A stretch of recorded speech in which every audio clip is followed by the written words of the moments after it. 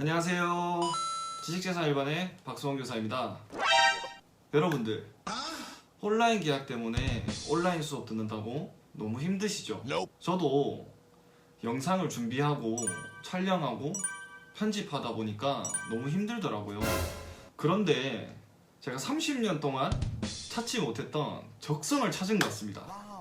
영상을 준비하고 촬영하고 편집하는 게 생각보다 재밌더라고요. 뭔 개소리야! 수업이 조금 지루할 수도 있지만 여러분들을 위해 열심히 준비했으니까 끝까지 시청해주세요. 그리고 영상이 한 개당 너무 길어서 지루할 수도 있어서 두 개로 나눴습니다. 반드시 두 영상을 시청해주셔야 합니다. 자, 그럼 저번 시간에는 지식재산권의 종류에 대해서 학습했었습니다. 그 중에서 특허권과 실용신안권에 대해서 학습했었는데요. 오늘은 나머지 지식재산권의 종류인 상표권과 뭐더라?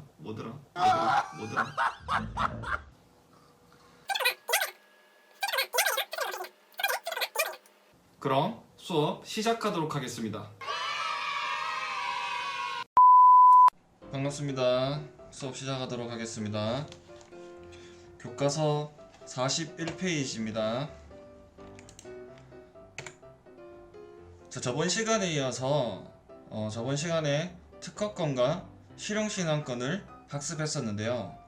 이번 시간에는 디자인권과 상표권을 알아보도록 하겠습니다. 먼저 디자인권부터 설명을 하도록 하겠습니다. 자, 디자인권은 물품의 미적인 외관에 대하여 일정 기간 독점적 배타적 소유 권리를 부여하는 것을 디자인권이라고 합니다. 자, 디자인권의 존속 기간은 출원 이후 20년간 존속이 됩니다. 효력은 설정 등록일부터 효력이 발생하게 되고요. 그 범위는 물품과 부분 물품, 글자체를 포함합니다. 이게 무엇이냐면 디자인권은 여기서 보다시피 외관이에요. 물품의 외관. 뒤에서 자세히 설명할 건데 물건이 있으면 그 외관적인 외형의 디자인권을 출원할 수 있는데 그 부분 중에서 부분 물품이란 것은 하나의 예를 들어서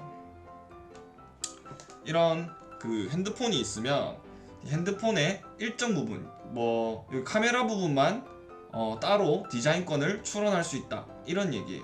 전체가 아니라 이 물건 중에서도 하나, 이 카메라 부분만 디자인권을 독단적으로 출원할 수 있다, 이런 뜻에서 부분 물품이 범위에 포함된다고 생각하시면 됩니다. 자, 디자인권에는 성립 요건이 필요한데요. 마찬가지로 특허권과 비슷하게 4가지의 성립 요건이 필요합니다. 그 첫 번째가 물품성이어야 합니다. 이게 디자인권의 정의는 물품의 외관이라고 했습니다. 물건의 외관이어야 됩니다.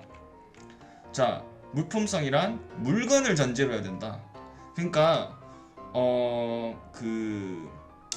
그림이 그려진 그릇, 이렇게 표현한다면 그림이 그려져 있는 그릇 중에서 그림은 디자인권이 아니고 그림은 저작권이고 그릇만 디자인권에 해당하게 됩니다. 물품, 그림이 물건은 아니죠.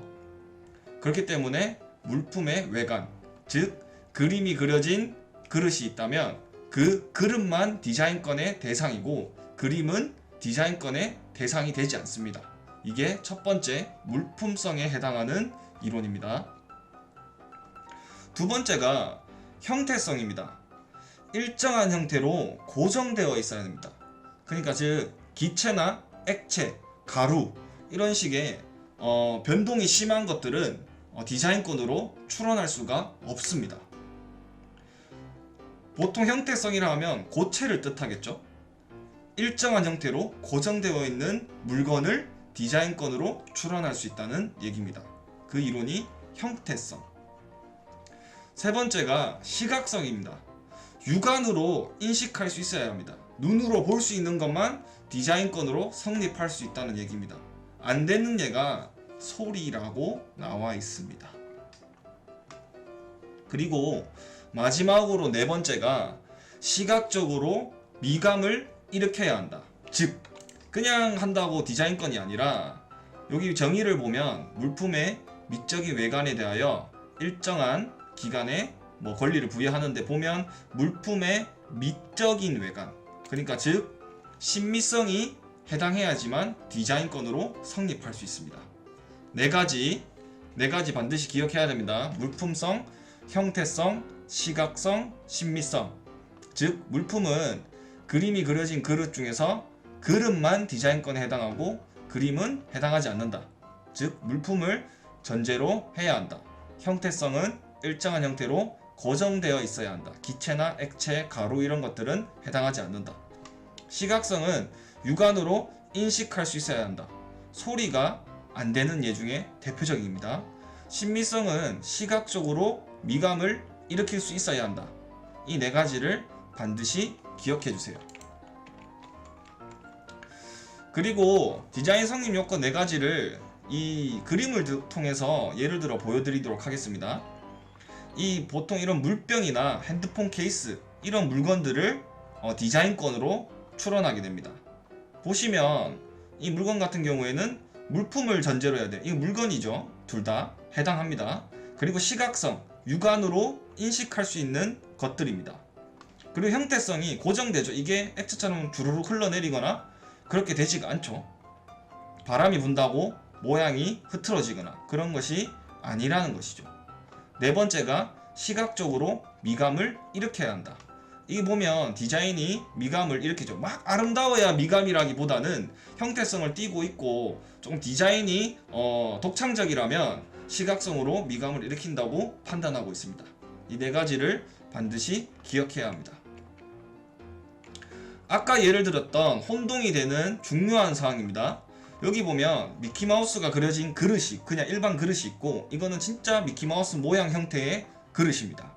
이 그릇 같은 경우의 기준에는 미키마우스 그림은 디자인건이 아닙니다. 이거는 저작권입니다. 그림 자체는. 근데 이 동그란 그냥 그릇 형태는 디자인건으로 해당할 수 있습니다. 이해하셨나요? 이 그 미키마우스 그릇 형태 같은 경우에는 이렇게 생긴 그릇 자체가 디자인건 형태에 해당합니다. 즉 그림은 디자인건이 아니라 저작권. 이렇게 생긴 그릇은 형태가 인정되기 때문에 디자인건으로 성립할 수 있다. 이 차이를 이해할 수 있겠나요? 차이점을 명확하게 기억하셔야 됩니다. 이 부분은 매우 중요한 부분입니다. 자, 다음은 상표건인데요. 사실상 저는 특허 실용신안 디자인 상표 이 네 가지 중에 상표건에 대해서 제일 할 내용이 많은 것 같아요. 상표건이 무엇이냐면 자기의 상품을 타인의 상품과 식별되도록 하기 위해 사용하는 표장을 상표건의 정의라고 하고 있습니다. 상표건은 집중하셔야 됩니다. 자, 상표건도 마찬가지로 설정 등록일 후 효력이 발생하지만 아까 특허 실용신안 디자인건은 출원 후인데 상표건은 등록 후 10년간 존속됩니다. 첫 번째 다른 점, 앞에 거와 두 번째는 이 세 가지는 앞에 기억날지 모르겠지만 출원해서 등록 기간만큼 연장이 가능하다 했었는데 상표건 자체는 10년마다 갱신이 가능하기 때문에 거의 반영구적이라고 할 수 있습니다. 그 이유에 대해서는 여러분들이 한번 생각해 보시기 바랍니다. 궁금하면 저한테 질문을 하시면 따로 답변을 해드리도록 하겠습니다. 이거는 여러분들이 생각할 수 있는 기회를 드리기 위해서 이렇게 제가 말씀드리는 겁니다. 상표의 종류에는 네 가지로 대표적으로 나누는데 더 존재할 수도 있습니다. 첫 번째로 입체상표, 두 번째 동작상표, 세 번째 소리상표, 네 번째 냄새상표가 있습니다. 그 종류에 대해서 한번 알아보도록 하겠습니다. 자, 보면 상표건을 제가 5가지로 제가 나눠놨는데 첫 번째가 일반 상표입니다. 여러분들이 쉽게 볼 수 있는 그냥 로고 같은 겁니다. 여기 뭐 LG 회사, 그 다음에 SK 회사 이렇게 보이는 대표적인 것들이 일반 상표입니다. 이것들은 여러분들이 보통 상표라고 하면 이런 일반 상표를 기억할 겁니다. 상표 뭐 여기 있는 거 말고 그냥 브랜드를 나타내는 상표들, 뭐 나이키라든지 아디다스 이런 것들도 다 일반 상표에 해당한대요. 그 모양새가. 그거 말고 대표적인 거 4가지 종류에 대해서 설명하도록 하겠습니다. 첫 번째가 입체 상표입니다. 이게 어떤 거냐면 이 모양, 형태, 이런 생김새만으로도 상표를 예측할 수 있죠. 차이점. 이 바나나 우유. 자, 이게 상표가 빙그레가 없고 바나나 맛 우유가 없다고 쳤을 때 이 용기만 보고 여러분들은 이거 빙그레 바나나 맛 우유, 단지 우유다. 이렇게 한 번에 아실 수 있을 겁니다. 이것도 상표권에 해당합니다. 코카콜라 병. 이것도 코카콜라 이 일반 상표를 없애고 콜라를 없앤 다음에 병만 둬도 이게 코카콜라 병이다. 여러분들은 인식할 수 있을 것입니다. 이런 것들이 입체 상표에 해당합니다. 모양, 입체적인 모양으로 타 회사와 식별을 둔 거. 이게 입체 상표에 해당합니다. 두 번째가 동작 상표인데요. 이거 어디서 많이 보지 않았나요? 이거 폭스사. 이거 아마 엑스맨이나 이런 거 보면 영화 그 회사가 나오는 그 로고입니다. 이거 말고도 있죠. 뭐 영화관 가시면 보통 영화 시작 전에 그 박스에서 갑자기 탁 튀어나와가지고 쇼박스 이런 거라든지 아니면 롯데는 그 장난감 인형들 나와갖고 북 다다다닥 치면서 그렇게 처음에 시작하는 거 있죠. 그게 다 동작 상표들이에요. 상표는 입체 상표도 있고 지금 두 번째 동작 상표도 있다고 말씀드렸습니다. 세 번째가 소리 상표 있는데요. 이것도 마찬가지로 소리만 듣고 이 상표가 어디 거다 이렇게 식별할 수 있으면 소리 상표에 해당합니다. 이 사진은 그 MGM사의 그 사자가 갑자기 나와 어흥거리는 그거를 말하는 건데 이것도 동작도 되고 소리도 되는데 이 소리만 들어도 여러분들은 이게 MGM사다 이렇게 구분할 수 있는 것이 소리 상표에 해당합니다.